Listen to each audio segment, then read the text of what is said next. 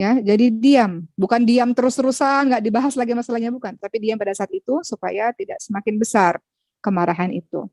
Nanti barulah berbicara ketika sudah lebih stabil, maka bisa untuk berbicara.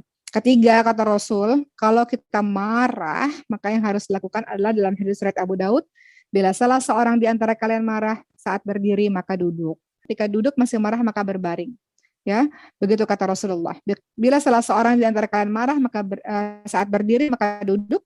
Marahnya telah hilang, alhamdulillah. Namun jika masih dalam keadaan marah, maka berbaringlah. Kenapa? Karena kalau kita berdiri, kekuatan kita jadi lebih banyak. Kalau kita duduk, kekuatan kita sedang. Kalau kita berbaring, maka kekuatan kita tidak sebaik ketika berdiri. Berdiri kita bisa melakukan apapun, kan? Jadi maksudnya adalah supaya kita kontrol perbuatan dan perkataan-perkataan kita. Yang keempat, ketika kita marah, teman-teman sekalian, yang diharuskan untuk dilakukan adalah mengambil air wudhu. Teman-teman marah, tahan nih, lisan ditutup betul-betul.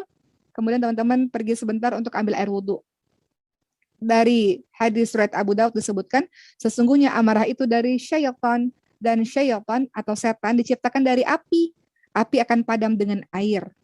Bila salah seorang dari kalian marah, hendaklah berwudhu. Kelima, apa kata Rasul?